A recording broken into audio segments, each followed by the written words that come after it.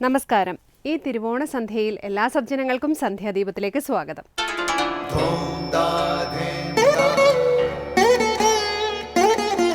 ശുഭം ഭവതു കല്യാണമായുസാരോഗ്യവർദ്ധനം സർവദുഃഖ വിനാശായ സന്ധ്യാദീപം നമോസ്തുതേ. നാമം ജപായനം പുണ്യം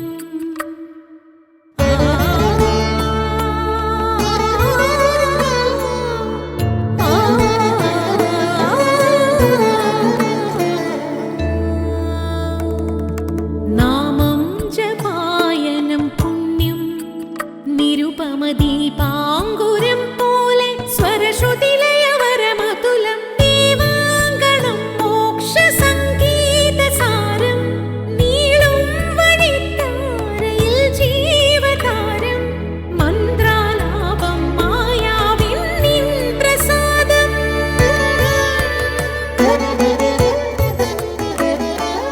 ഇരുൾ നീങ്ങിയുണരുന്ന തെളിനാളദീപം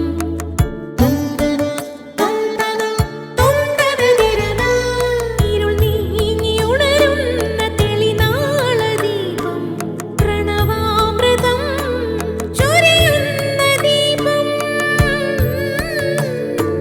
ദീപം ദീപം ദീപം ദീപം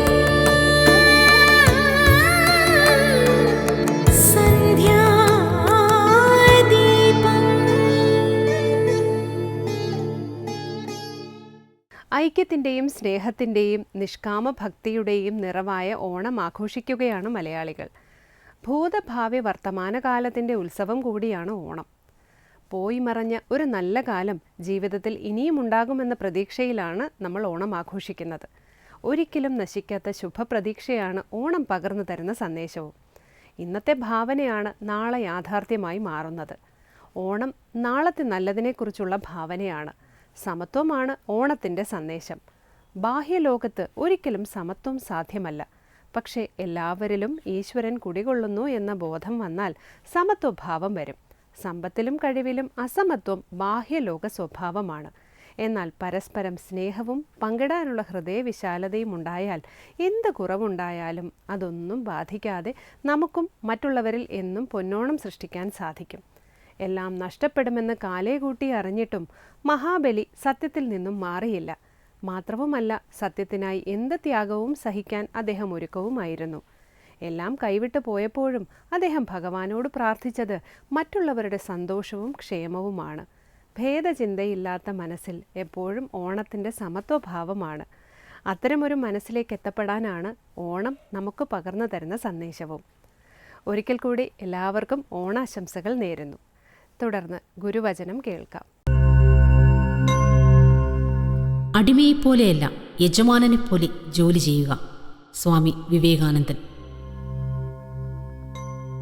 തുടർന്ന് ശ്രീ ശങ്കരാചാര്യ രചിച്ച ശിവാനന്ദ ലഹരിയിലെ ശ്ലോകം ശ്രീ കാവാലം ശ്രീകുമാർ ചൊല്ലുന്നത് കേൾക്കാം.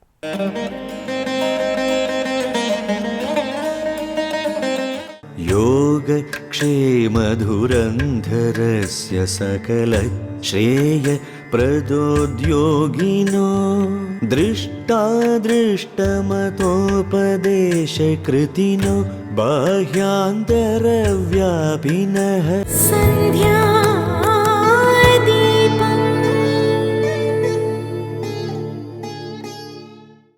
ഇനി ശ്രീ ശങ്കരാചാര്യരുടെ കൃതികളെ വ്യാഖ്യാനിക്കുന്ന ശങ്കര സ്തോത്രാമൃതം. ദൃഷ്ടങ്ങളും അദൃഷ്ടങ്ങളുമായിരിക്കുന്ന സകലതിനെയും ബന്ധിക്കുന്ന അറിവ് ഉപദേശിക്കുന്ന ഗുരുനാഥനാണ് ശ്രീ പരമേശ്വരൻ. അകത്തും പുറത്തും ഒരുപോലെ വ്യാപിച്ച് നിലകൊള്ളുന്ന സർവ്വവ്യാപക സ്വരൂപമാണ് ശ്രീ പരമേശ്വരൻ. എല്ലാം അറിയുന്ന, എല്ലാത്തിനെയും അറിയുന്ന കൃപാഭാവത്തോടു കൂടിയ ഭഗവാന്റെ മഹിമയെക്കുറിച്ച് ശിവാനന്ദ ലഹരിയിലെ 35-ാം ശ്ലോകം സ്വാമി ചിദാനന്ദപുരി ശങ്കര സ്തോത്രാമൃതത്തിൽ വ്യാഖ്യാനിക്കുന്നത് കേൾക്കാം.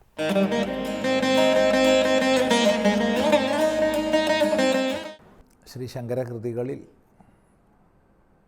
ശിവാനന്ദ ലഹരിയിൽ 35-ാമത്തെ ശ്ലോകമാണ് ശ്രദ്ധിക്കുന്നത്. സകല ജനങ്ങൾക്കും യോഗത്തെയും ക്ഷേമത്തെയും പ്രദാനം ചെയ്യുക എന്ന ഭാരം വഹിക്കുന്നവനാണ്.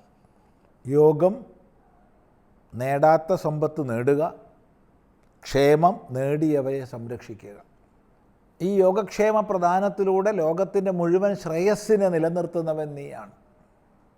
അതേ സമയത്ത് സകല ശ്രേയപ്രദോദ്യോഗിന, സകലർക്കും സകല പ്രകാരത്തിലും ശ്രേയസ്സിനെ പ്രദാനം ചെയ്യുന്നവനാണ്.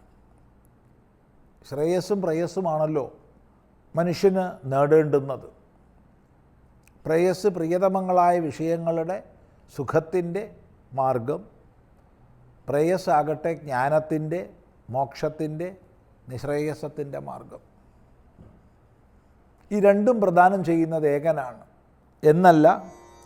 ദൃഷ്ടാദൃഷ്ടമതോപദേശകൃതിനോ, ദൃഷ്ടാദൃഷ്ട മതോപദേശകൃതിയാണ് ഭഗവാൻ. ദൃഷ്ടവും അദൃഷ്ടവുമായിരിക്കുന്ന, ദൃഷ്ടം ഈ ലോകത്തിൽ കാണപ്പെടുന്നത്, അനുഭവിക്കപ്പെടുന്നത്, അറിയപ്പെടുന്നത്, അദൃഷ്ടം കാണപ്പെടാത്തത്. ഈ രണ്ടിനെ സംബന്ധിച്ചുള്ള ഉപദേശങ്ങൾ നൽകുന്ന ഗുരുവാണ്. എല്ലാ ഭൂതഭൗതിക സംഘാതങ്ങളെക്കുറിച്ചുള്ള അറിവും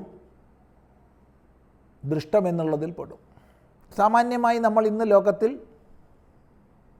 എന്തെന്തെല്ലാം ശാസ്ത്രശാഖകളെ പറയുന്നുണ്ടോ അതെല്ലാം ദൃഷ്ടവുമായി ബന്ധപ്പെട്ടതാണ്. അതിനപ്പുറത്ത് അദൃഷ്ടമായ, ഈ ലോകത്തിൽ നാം കാണാൻ പറ്റാത്ത അത്തരം വിഷയങ്ങൾ, അങ്ങനെ ദൃഷ്ടങ്ങളും അദൃഷ്ടങ്ങളുമായിരിക്കുന്ന സകലത്തിനെയും സംബന്ധിക്കുന്ന അഭിപ്രായങ്ങൾ അല്ലെങ്കിൽ നിർണയങ്ങൾ, മനനത്തിലൂടെ നിഷ്പന്നമാകുന്ന ജ്ഞാനമാണ് മതം. ഈ മതത്തെ ഉപദേശിക്കുന്ന, അപ്പോൾ ദൃഷ്ടവും അദൃഷ്ടവുമായിരിക്കുന്ന സകലത്തെയും സംബന്ധിക്കുന്ന അറിവിനെ ഉപദേശിക്കുന്ന ഗുരുനാഥനാണ് നീ. അങ്ങനെയുള്ള ആൾക്ക് ബാഹ്യാന്തരവ്യാപിന, അകത്തും പുറത്തും ഒരുപോലെ വ്യാപിച്ച് നിലകൊള്ളുന്ന സർവവ്യാപക സ്വരൂപത്തോടു കൂടിയവനാണ് നീ. ഇവിടെ പരമേശ്വരൻ്റെ വ്യത്യസ്ത ഭാവങ്ങളാണ് ഇവിടെ പറയുന്നത്, ശ്രദ്ധിക്കുക. ആദ്യം പറഞ്ഞു ശ്രേയസ്സിനെയും പ്രേയസ്സിനെയും പ്രദാനം ചെയ്യുന്നവനാണ്. രണ്ടാമത് പറഞ്ഞു ദൃഷ്ടാദൃഷ്ടങ്ങളായിരിക്കുന്ന സകലത്തെയും സംബന്ധിക്കുന്ന അറിവുകളെ ഉപദേശിക്കുന്നവനാണ്, സകല ഗുരുവാണ്. പിന്നീട് പറയുന്നു ബാഹ്യാന്തരവ്യാപിയാണ്, സർവവ്യാപിയാണ് ഈശ്വരൻ. അകം പുറം ഭേദമില്ലാതെ സർവത്തിലും സർവത്ര വ്യാപിച്ച് നിലകൊള്ളുന്നവനാണ്. തദന്തരസ്യ സർവസ്യ തത് സർവസ്യ അസ്യ ബാഹ്യത. എല്ലാം അറിയുന്നവനാണ്, എല്ലാത്തിനെയും അറിയുന്നവനാണ്, എല്ലായ്പ്പോഴും അറിയുന്നവനാണ്. സർവദൃക്, എല്ലാം കാണുന്നവൻ. അങ്ങനെയുള്ള സർവജ്ഞനായിരിക്കുന്ന ദയാകരസ്യ, ദയയുടെ ആകരമായിരിക്കുന്ന, ആകരം സമാഹിത ഭാവം, അല്ലെങ്കിൽ ദയയെ ചെയ്യുന്നവൻ, ദയാകരൻ. സർവഭൂതങ്ങളിലും സകല ജീവരാശിയിലും ദയയോടൊത്തവൻ, കൃപാഭാവത്തോടൊത്തവൻ, കാരുണ്യവാൻ. ഇങ്ങനെയെല്ലാമാണ് ഭഗവാന്റെ സ്വരൂപം. അപ്പോൾ നോക്കൂ, ഈശ്വരൻ്റെ ഏതെല്ലാം ഭാവങ്ങളെ അവിടെ പറഞ്ഞേ? യോഗക്ഷേമ ദുരന്ധരസ്യ, യോഗക്ഷേമങ്ങളെ പ്രദാനം ചെയ്യുന്ന ഭാരം ധരിക്കുന്നവന്. സകലശ്രേയപ്രദോദ്യോഗിന, സകലർക്കും സർവഥാ ശ്രേയസ്സിനെ പ്രദാനം ചെയ്യുന്നവന്. ദൃഷ്ടാദൃഷ്ടമതോപദേശകൃതിന, ദൃഷ്ടാദൃഷ്ട മതങ്ങളെ മുഴുവൻ ഉപദേശിക്കുന്നവന്. ബാഹ്യാന്തരവ്യാപിന, അകംപുറം വ്യാപിച്ച് നിലകൊള്ളുന്ന സർവവ്യാപിക്ക്. സർവജ്ഞസ്യ, സർവജ്ഞന്. പോരെങ്കിൽ ദയാകരസ്യ ഭവതഃ, ദയാകരനായ ഭവാന്. കിം വേദിതവ്യം മയാ, എന്നാൽ എന്താണ് അറിയപ്പെടേണ്ടതായിട്ടുള്ളത്? മറുപടി ഒന്നും ബോധിപ്പിക്കപ്പെടേണ്ടതില്ല. അതുകൊണ്ട് അങ്ങയോട് ഞാനൊന്നും പറയുന്നില്ല. പിന്നെ എന്താണ് എൻ്റെ നിശ്ചയം? അത് പറയാണ് ശംഭോ, ഹേ ശംഭോ, ത്വം പരമാന്തരംഗ ഇതി ചിത്തേ സ്മരാമ്യന്വഹം ക്ഷേത്രജ്ഞം ചാപി മാം വിദ്ധി സർവക്ഷേത്രേഷു ഭാരത. ഗീതയിൽ ഉപദേശിക്കും. എല്ലാവരിലും ജീവാത്മഭാവത്തിൽ ക്ഷേത്രജ്ഞഭാവത്തിൽ കുടികൊള്ളുന്നത് ഞാനാണ്. അപ്പോൾ സർവചരാചരങ്ങളിലും അന്തര്യാമിയായി നിവസിക്കുന്നവൻ ഹേ പരമേശ്വര അവിടുന്നാണ്. എല്ലാവരുടെയും അന്തരംഗം നീയാണ്. ഇത് ചിത്തത്തിൽ മനസ്സിൽ സ്മരാമി അഹം, ഞാനിതാ സ്മരിക്കുന്നു. അപ്പോൾ ചിത്തത്തിൽ എല്ലാവരുടെയും അന്തരംഗമാണെന്ന് പറഞ്ഞാൽ പിന്നെ പ്രത്യേകിച്ചൊന്നും പ്രാർത്ഥിക്കേണ്ടതില്ല. അപ്പം ഞാനിതാ മനസ്സിലാക്കണത്, നീ എല്ലാവരുടെയും അന്തരംഗ സ്വരൂപനാണ്, എല്ലാവരുടെയും അന്തരംഗ നിവാസിയാണ്. അടുത്ത ഘട്ടത്തിൽ പറയുന്നു എല്ലാവരുടെയും അന്തരംഗമാണ്. ഇത്യഹം ചിന്തയാമി, ഇത് ഞാൻ ചിന്തിക്കുന്നു. സ്മരാമി, എപ്പോൾ സ്മരാമി? അന്വഹം, എപ്പോഴും. അന്വഹം എന്ന് പറഞ്ഞാൽ ദിവസവും എന്നാണ് അർത്ഥം. എല്ലാ ദിവസവും ഞാൻ സ്മരിക്കുന്നു. ഇവിടെ അന്വഹം എല്ലാ ദിവസവും എന്നുള്ളതിന് ദിവസം എന്നുള്ള അർത്ഥമല്ല എടുക്കേണ്ടത്. എടുക്കാം, വിരോധമില്ല. എന്നാൽ എല്ലായ്പ്പോഴും എന്നുള്ള അർത്ഥം എടുക്കുക. അപ്പം ഇവിടെ ഈശ്വരൻ്റെ വ്യത്യസ്ത ഭാവങ്ങളെ വർണ്ണിച്ചത് ശ്രദ്ധിക്കുക. ഒരുപോലെ യോഗക്ഷേമങ്ങളെ നൽകുന്നവനായിട്ട് ഈശ്വരനെ കാണുന്നു, അതുപോലെ മോക്ഷപ്രദനായ ഭാവം. ഇനി മറ്റൊരു ഭാഗത്ത് ദൃഷ്ടങ്ങളും അദൃഷ്ടങ്ങളുമായിരിക്കുന്ന ആശയങ്ങളെ മുഴുവൻ ഉപദേശിക്കുന്ന ഗുരുനാഥൻ്റെ ഭാവം. ഇനി വേറൊരു ഭാഗത്ത് അകംപുറം ഭേദമില്ലാതെ സർവത്തിലും സർവദാ വ്യാപിച്ചിരിക്കുന്ന ഭാവം. ഇനിയും വേറൊരു ഭാഗത്ത് നോക്കിക്കഴിഞ്ഞാൽ സർവജ്ഞൻ എന്ന ഭാവം. ഇനി മറ്റൊരു ദൃഷ്ടിയിൽ നോക്കിയാലോ ദയാകരൻ എന്ന ഭാവം. ഇങ്ങനെ ഈശ്വരൻ്റെ വ്യത്യസ്ത ഭാവങ്ങളെ ചൂണ്ടിക്കാണിച്ചുകൊണ്ട് അങ്ങനെയുള്ള നിന്നോട് എന്ത് പറയാനാണ്? അതുകൊണ്ട് ഞാൻ മനസ്സിലാക്കുന്നു നീ എല്ലാവരുടെയും അന്തരംഗമാണ്. ഇതിൽ പരം എന്ത് സ്തുതിക്കാനാണ്? ഇതാണ് 35-ാമത്തെ ശ്ലോകം. തുടർന്ന് നമുക്ക് അടുത്ത പ്രാവശ്യം ശ്രദ്ധിക്കാം.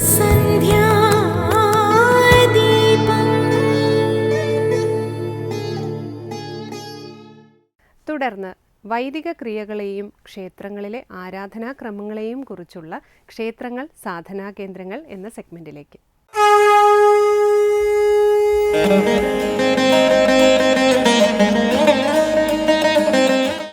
ഉത്സവ ചടങ്ങിലെ ഏറ്റവും പ്രധാനപ്പെട്ട സന്ദർഭങ്ങളിൽ മറ്റൊന്നാണ് പള്ളിവേട്ട എന്ന് പറയുന്ന ചടങ്ങ്.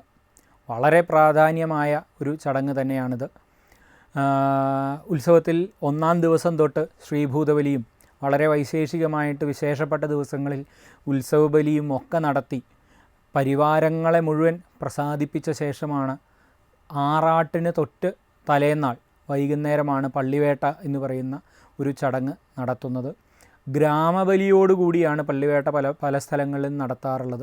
ചില സ്ഥലത്ത് ഗ്രാമബലി മാത്രമായിട്ട് നടത്താറുണ്ട്. ചില സ്ഥലങ്ങളിൽ ഗ്രാമബലിയും പള്ളിവേട്ടയും സംയുക്തമായിട്ട് ഒന്നിച്ച് ചെയ്യുന്ന സമ്പ്രദായങ്ങളും കണ്ടിട്ടുണ്ട്. ആ ക്ഷേത്രത്തിലുള്ള പരിവാരങ്ങൾക്ക് മാത്രമാണ് ബലി തൂകുന്നതെങ്കിൽ ഗ്രാമബലിയിൽ ദേശത്ത് മുഴുവൻ വ്യാപിച്ചിരിക്കുന്ന ദേവൻ്റെ ചൈതന്യങ്ങളെ അല്ലെങ്കിൽ ദേവൻ്റെ പരിവാരമൂർത്തികൾ ആ ഗ്രാമത്തിൽ മുഴുവൻ പല സ്ഥലങ്ങളിലും ആ ദേവൻ്റെ പരിവാരമൂർത്തികളുണ്ട് എന്നാണ് സങ്കല്പം. ആ പരിവാരങ്ങൾക്ക് മുഴുവൻ ബലി തൂകുന്നതാണ് ഗ്രാമബലിയിലെ സങ്കല്പം. അതോടൊപ്പം തന്നെ ഗ്രാമബലിക്ക് ശേഷമാണ് പള്ളിവേട്ട എന്ന് പറയുന്നൊരു ചടങ്ങ് നടക്കുന്നത്. പള്ളിവേട്ട എന്ന് പറയുന്ന ചടങ്ങും വളരെ പ്രാധാന്യമർഹിക്കുന്നൊരു ചടങ്ങാണെന്ന് നമ്മൾ നേരത്തെ സൂചിപ്പിച്ചു. പഴയ കാലത്ത് കൃഷി അടിസ്ഥാനമാക്കിയിട്ടുള്ളൊരു സമൂഹത്തിൽ ആ കൃഷിയെ നശിപ്പിക്കുന്ന വന്യമൃഗങ്ങളെ നശിപ്പിക്കുന്നതിന് ദേവൻ തന്നെ നേരിട്ട് എഴുന്നള്ളുന്നു എന്നൊരു സങ്കല്പത്തിലാണ് പലപ്പോഴും പള്ളിവേട്ടയുടെ ക്രിയ കണ്ടാൽ നമുക്ക് സാമാന്യമായിട്ടുള്ള ആ ക്രിയാപദ്ധതി കണ്ടാൽ നമുക്ക് തോന്നുക. ഒരു പന്നി രൂപത്തെയോ അല്ലെങ്കിൽ ഒരു മൃഗരൂപത്തെയോ തയ്യാറാക്കി വെച്ച് ദേവൻ്റെ സാക്ഷിയാക്കി ദേവൻ്റെ പ്രതിനിധി എന്ന നിലയിൽ ഒരാൾ അമ്പെയ്ത് കൊല്ലുന്നു എന്നുള്ള നിലയിലുള്ളൊരു സങ്കല്പം അവിടെ സമ്മേളിപ്പിക്കാറുണ്ട്. ആ ദേവൻ തന്നെ നേരിട്ട് ഇത്തരത്തിലുള്ള ക്ഷുദ്രജീവികളെ ക്ഷുദ്രശക്തികളെ ഉന്മൂലനം ചെയ്യുന്നു എന്ന് പറയുന്നൊരു സങ്കല്പത്തിൻ്റെ പ്രതീകാത്മകത കൂടിയാണ് ഈ പള്ളിവേട്ട എന്ന് പറയുന്നൊരു സങ്കല്പത്തിലൂടെ നമുക്ക് ഇവിടെ കാണുവാൻ സാധിക്കുന്നത്. ഈ പള്ളിവേട്ടയ്ക്ക് പോകുമ്പോൾ വളരെ ഗോപ്യമായി ഈ ഇത്തരത്തിൽ ഒരു ക്ഷുദ്രശക്തികളെ നശിപ്പിക്കുന്നതിന് വേണ്ടി പോകുന്നതായതുകൊണ്ട് തന്നെ വളരെ ഗോപ്യമായി വലിയ ശബ്ദ കോലാഹലങ്ങളൊന്നും ഇല്ലാതെയാണ് പോകുന്നത് എങ്കിൽ പള്ളിവേട്ട കഴിഞ്ഞുള്ള തിരിച്ചെഴുന്നള്ളിപ്പ് വളരെ വലിയ ആഘോഷപൂർവ്വം വലിയ മേളത്തോടുകൂടിയും മേളക്കൊഴുപ്പോടു കൂടിയൊക്കെയാണ് ഭഗവാന്റെ തിരിച്ചെഴുന്നള്ളി കഴിഞ്ഞാൽ അന്നത്തെ ദിവസം പള്ളിക്കുറുപ്പ് അഥവാ പള്ളിയുറക്കം എന്ന് പറയുന്ന വളരെ പ്രധാനപ്പെട്ട ഒരു ക്രിയ കൂടി അന്നത്തെ ദിവസം നടക്കേണ്ടതുണ്ട്. ഭഗവാന്റെ വിഗ്രഹം, മൂലവിഗ്രഹത്തിൽ നിന്ന് ആവാഹിച്ചെടുത്ത തിടമ്പ്, ആ ഭഗവാന്റെ വിഗ്രഹത്തെയാണ് ഈ പള്ളിവേട്ടയ്ക്ക് പ്രത്യേകിച്ച് മണ്ഡപത്തിൽ തയ്യാറാക്കി വെച്ചിട്ടുള്ള ശയ്യാപത്മത്തിൽ ഒരു ശയ്യ തയ്യാറാക്കി അതിൽ ഒരു കിടക്കയും മറ്റു കാര്യങ്ങളൊക്കെ വിരിച്ച് ഭഗവാൻ ഉറങ്ങുന്നതിന് വേണ്ടി തയ്യാറാക്കി വെച്ചിട്ടുണ്ടാകാം. ഒരു രാത്രി കിടത്തി ഉറക്കുക എന്ന് പറയുന്നൊരു സങ്കല്പത്തിലാണ് അവിടെ ആ ക്രിയ സമ്മേളിപ്പിച്ചിട്ടുള്ളത്. യഥാർത്ഥത്തിൽ ഭഗവാൻ ഉറങ്ങുക എന്ന് പറയുമ്പോൾ നമ്മൾ മാനുഷിക തലത്തിൽ എല്ലാം വിട്ട് ഉറങ്ങുന്ന ഒരു തരത്തിലുള്ള ഉറക്കമായിട്ട് അതിനെ കണക്കാക്കരുത്. ദേശത്തിന് വേണ്ടി 364 ദിവസവും ഉണർന്നിരിക്കുന്ന ഭഗവാൻ ഒരു ദിവസം വിശ്രമിക്കുക എന്ന് പറയുന്നൊരു സങ്കല്പം കൂടി അവിടെ ഉണ്ട്. വളരെ പ്രാധാന്യമർഹിക്കുന്നൊരു ചടങ്ങാണ് പള്ളിവേട്ട ദിവസം നടക്കുന്ന പള്ളിക്കുറുപ്പ് അഥവാ പള്ളിയുറക്കം. അടുത്തതായി ദീപാരാധനയാണ്. ക്ഷേത്ര സന്നിധിയിലെത്തി മംഗളാരതി തൊഴുത് ഇന്നത്തേക്ക് മടങ്ങാം. എല്ലാവർക്കും നമസ്കാരം.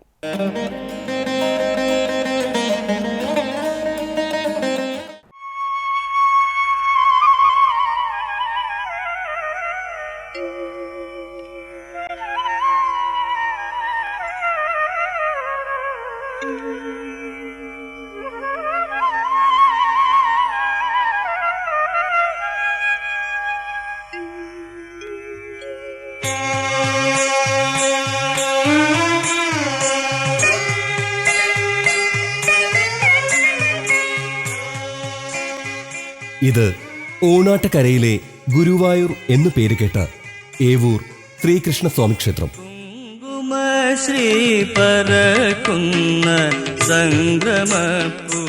ഏവൂർ ശ്രീകൃഷ്ണസ്വാമി ക്ഷേത്രം ആലപ്പുഴ ജില്ലയിലെ ഹരിപ്പാടിനടുത്ത് ചേപ്പാട് എന്ന സ്ഥലത്ത് സ്ഥിതി ചെയ്യുന്നു.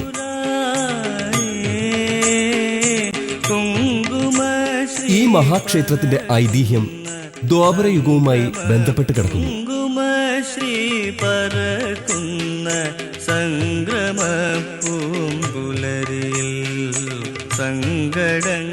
യുഗങ്ങൾക്കപ്പുറത്തെ ചരിത്ര സ്മൃതികളാൽ നിറഞ്ഞു കിടക്കുന്നത് കൊണ്ടായിരിക്കാം ഏവൂരിന്റെ മണ്ണിലേക്ക് സ്പർശിക്കുമ്പോൾ ഓരോ ഭക്തന്റെയും മനസ്സിൽ ജന്മജന്മാന്തരങ്ങൾക്കപ്പുറത്തെവിടെയോ ഒരു ഉൾവിളി പോലെ യുഗാന്തരങ്ങളോളം നിറഞ്ഞു നിൽക്കുന്ന ഭഗവാന്റെ കാരുണ്യ സ്പർശമുണ്ടാകുന്നത്.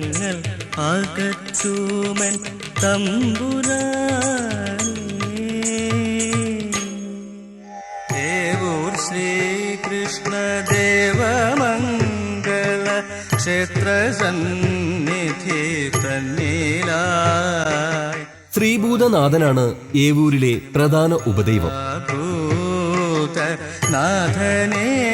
കിരാതഭാവത്തിൽ നിറഞ്ഞു നിൽക്കുന്ന പ്രപഞ്ചനാഥനൊപ്പം പാർവതീദേവിയുമുണ്ട്. ഈ ഉപദൈവങ്ങളെ വണങ്ങി ഓരോ ഭക്തനും ക്ഷേത്രത്തിനുള്ളിലേക്ക് പ്രവേശിക്കുമ്പോൾ പഞ്ചഭൂതങ്ങളാൽ നിറഞ്ഞ സ്വന്തം ശരീരം തിരിച്ചറിഞ്ഞ ഭക്തർ ശ്രീകോവിലിനുള്ളിലെ ഭഗവാന്റെ പ്രയോഗചക്ര പ്രതിഷ്ഠയിലേക്ക് നോക്കി കണ്ണുകൾ അടയ്ക്കുമ്പോൾ സ്വന്തം ആത്മാവിനെയാണ് തിരിച്ചറിയുന്നത്. ആ തിരിച്ചറിവിലൂടെ പരമമായ മോക്ഷത്തിന് വേണ്ടിയുള്ള ആത്മാവിന്റെ തുടുപ്പുകളാൽ, ഭഗവാനോടുള്ള അചഞ്ചലമായ വിശ്വാസത്താൽ നാം സ്വയം മറന്നു പോകുന്നു.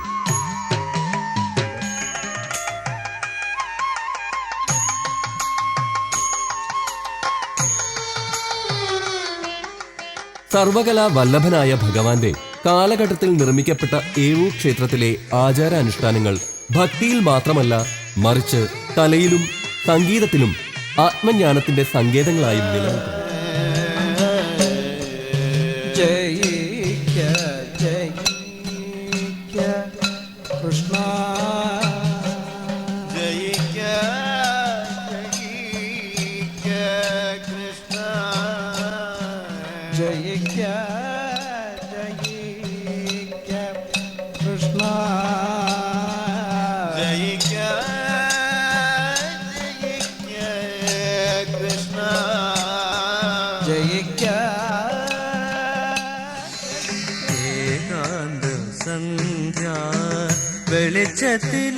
കർക്കിടക സംക്രമത്തിലെ വള്ളംകളി ഏവൂർ ക്ഷേത്രത്തിന്റെ ആചാര അനുഷ്ഠാനങ്ങളിൽ വളരെ വ്യത്യസ്തമായ ഒരു കാഴ്ചയാണ്.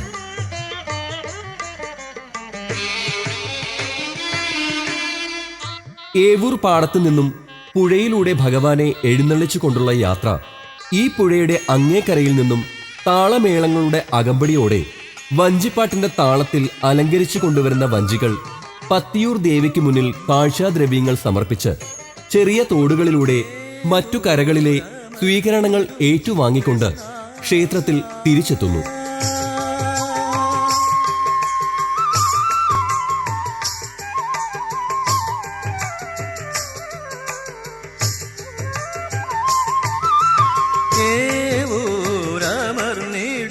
കർക്കിടക മഴയിൽ പാടങ്ങൾ ഒലിച്ചു പോകാതെ വരാൻ പോകുന്ന കൊയ്ത്തുത്സവങ്ങൾക്കും പൊന്നിൻ ചിങ്ങ പുലരികൾക്കും ഭഗവാന്റെ കാരുണ്യ പ്രവാഹത്തിൽ ഏവൂരിന്റെ മണ്ണ് ഇങ്ങനെ എത്രയോ ഋതുസംക്രമണങ്ങളിൽ വഞ്ചിപ്പാട്ടിന്റെ ഈണങ്ങളിൽ നിറഞ്ഞു നിന്നിട്ടുണ്ടാവാം.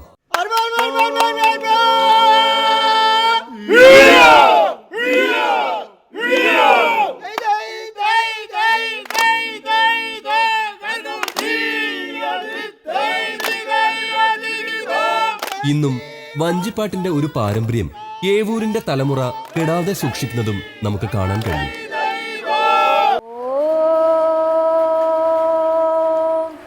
പാർത്ഥായ പ്രതിബോധിതാം ഭഗവതാ നാരായണേന സ്വയം വ്യാസേന ഗ്രഥിതാം പുരാണമുനിനാം മധ്യേ മഹാഭാരതം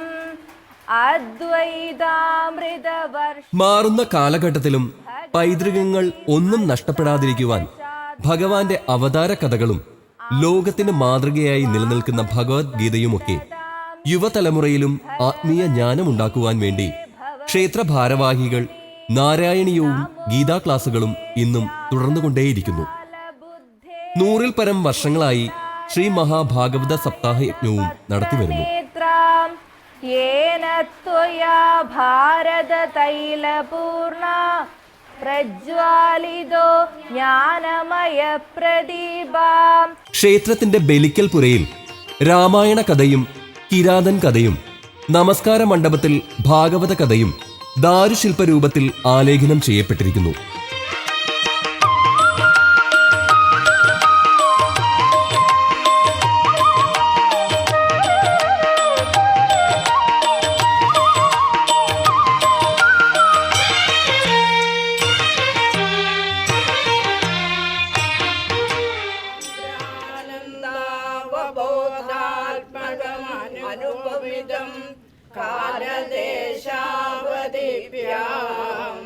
നിർമുക്തം നിത്യമുക്തം നിഗമശതസഹസ്രേണ നിർഭാസ്യമാനം.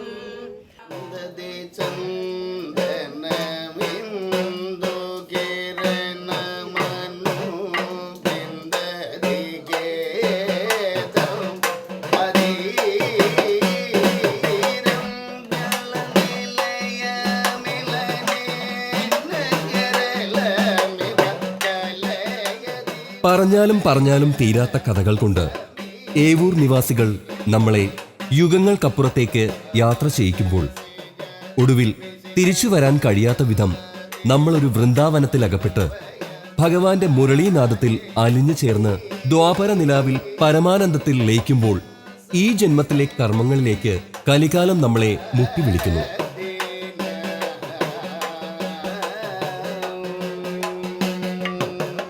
സന്ധ്യാദീപങ്ങളും തൊഴുത് അത്താഴ പൂജയും ശീവേലിയും കഴിഞ്ഞ് നടയടയ്ക്കുമ്പോൾ നീലിമയാർന്ന ഒരു പുഞ്ചിരിയായി ഭഗവാൻ നമ്മളിൽ നിറഞ്ഞു നിൽക്കുന്നു.